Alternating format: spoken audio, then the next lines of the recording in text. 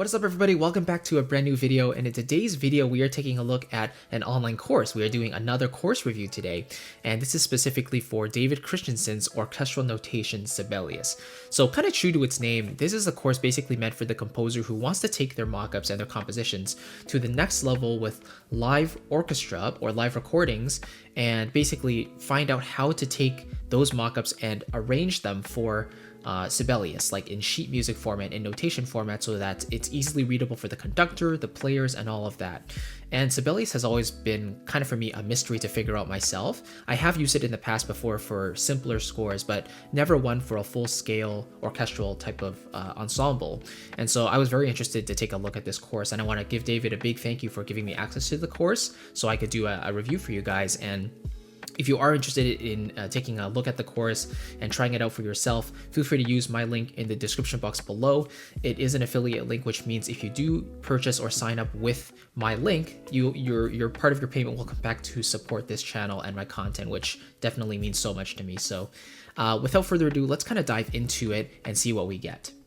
So on the front page, you'll basically get a sense of what the course is all about. You can read about David Christiansen's resume, and if you go into his IMDb credits, you'll actually find a whole bunch of movies he's actually worked on as, orchestrator, music department, composer, soundtrack, and he has many credits here, as you can see, over the years.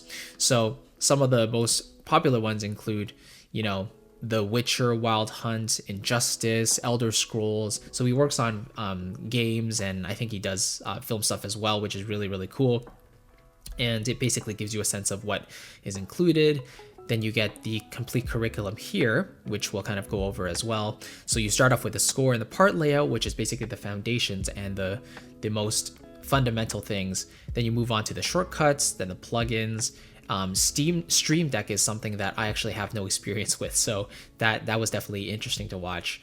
Noteperformer, MIDI files, and then finally looking over live scores that David has already written in the past.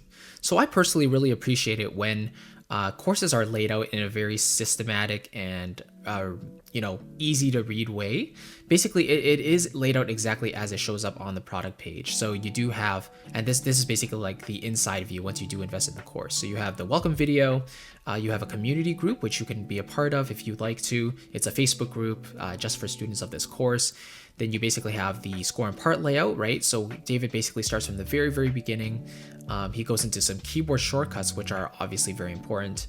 Then you have the plugins, which he goes into, Stream Deck, Noteperformer, MIDI to score tips, and some live score. And then basically he breaks down his previous scores, and then you get to watch his piece being played by a live orchestra at the very end, which is really good. So the first thing you should really know about this course is that it's presented in a very gentle, easygoing, and transparent manner. So it's almost as if you're looking over David's shoulder and you basically get to see every single decision that he makes. Now, this is, especially useful if you like to watch a process from start to finish without any skips being, without any steps being skipped over. As a result, it might feel a little drawn out for some people, but if you're that type of student who likes to see every single step being taken without anything skipped over, then this might be the approach that you're looking for. So I really enjoy how David starts from the very basics. He starts off by creating a template from scratch. He goes through like time signatures, key signatures, bar numbers, and all those things that really are fundamental to a clean and organized looking score. Now, one of the most detailed modules is probably the keyboard shortcuts module. And what I mean by this is he basically has this full document of keyboard shortcuts that he shares with us, and it's also available for personal download. So if you do want to keep them as a reference for your own work, you can certainly do that. But what's really great is you can actually see David working in a score live and seeing how he applies each of these shortcuts to basically improve and speed up his workflow one step at a time. And for me personally, Shift P was definitely a revelation for me, because before I had always gone into Sibelius myself and did it in a longer way, but going from page view to panoramic view, just using Shift P was definitely a very useful shortcut for me, especially if I want to go between kind of like conductor's view versus like the arrange view, where you would basically want to see it in a longer format for orchestration purposes. Another thing I really enjoy is that the graphs and the documents are usually laid out in a very visual way, which is kind of ideal for someone like me who is a very visual learner. So while David does do a lot of talking and basically goes over every single step, he has the accompanying visuals to support that learning as well and supplement the experience. What's also great is that at the end of some of the sections, David will actually encourage us to take our own steps and try things out, because as composers, the best way for us to learn is honestly to just put it into practice and apply what we've learned. So a few of the sections, David actually gives us this conclusion video and gives us some tips and encouragement, and it basically sets a great tone for the upcoming modules up ahead. Moving on to the plugin section, this is a very important one as well, because we might know some shortcuts and we might know some workflow enhancements, but actually having plugins to help us save multiple steps is also very, very important. So not only does David go into things like harp pedaling and how to bracket notes, copying things and pasting things in a very efficient manner, but I think my personal favorite was probably watching him undo and get rid of these overlapping notes and repeated notes, because there are so many instances when I'm trying to play in parts live on my keyboard and then Sibelius doesn't really read it properly, so there's a ton of these overlapping notes that I just can't get rid of, and I have to manually do them myself, which takes up a lot of time. So this video especially was very revolutionary for me, trying to make pitches constant and just cleaning up the overall score in a very quick and efficient way. David then walks us through what's called a stream deck, which is basically like a keyboard shortcut station with different buttons that include multiple commands per key press. So as you can see, there are multiple buttons here that are all lit up with different markings, and they allow David to basically select a note and basically apply that marking in a very quick way, which saves him a lot of time over the long run. So it's like a very visceral and physical way for you to interact with your music and get it in there as well. Now granted, this is not something that I personally use, so I didn't really get too much out of this particular module, but it's really great if this is something you are interested in, and if you want to become like a professional arranger, or if you want to, just be able to write out your music in Sibelius, having this type of tool can be very, very useful for you if you have some key deadlines to meet. What's also great is how David not only shows us his personal workflow with Stream Deck, but he also shows us how we can create our own shortcuts and our own multi-action button presses in Stream Deck. So we have to create our own graphics, we can create our own step setup in the software to basically get it to line up with the physical Stream Deck unit.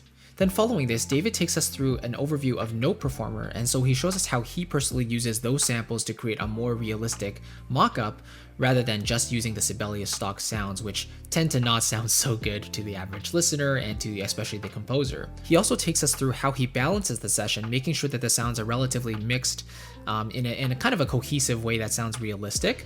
Plus, he shows you how he uses his own plugins, especially his reverb, external reverb, to basically make the whole thing sound a little bit more cohesive and gelled together. Again, this is not something I do a ton of myself. I don't have Noteperformer, so because I work straight in my DAW and Logic, I just use virtual instruments. But again, if you are working in Sibelius and you are looking for some better sounds, then David will show you how Noteperformer can actually help you with that process. And you can basically edit the samples how you want them to sound, and again balance them within Sibelius, which is extremely helpful compared to having to do it inside your DAW and going back and forth between two softwares. David then gives us some best practices for MIDI export, how to send WAV files instead of MP3s because they're higher quality, and he walks us through how to organize our stems like strings, woodwinds, brass, and percussion as separate files to make things easier for the arranging phase.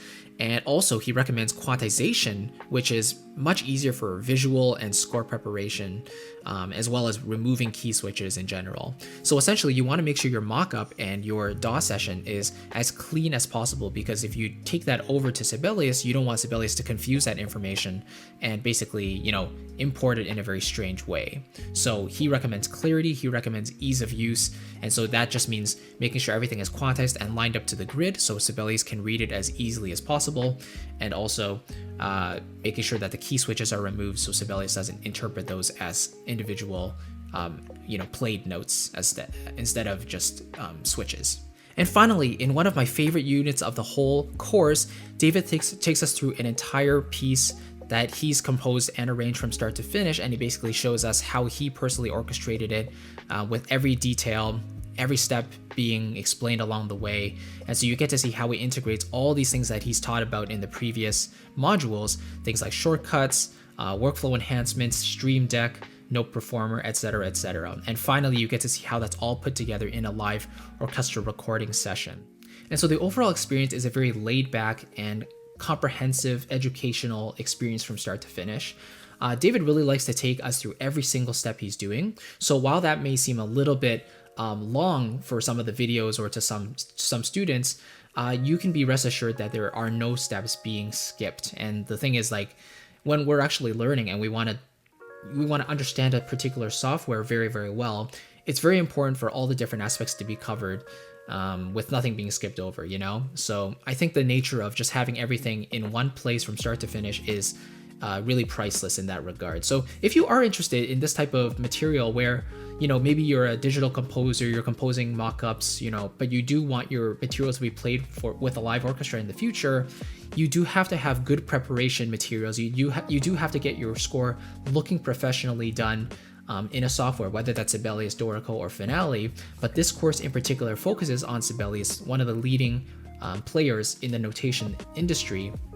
So David does a wonderful job of actually giving you the materials you need to actually understand everything to its best, and he sets you up on a really good path there. So if you're interested, definitely check out the link below. Again, it is an affiliate link, so that means if you do decide to invest in the course, part of your payment will come back to support me and the channel. I really do appreciate it if you use it. If not, no worries at all.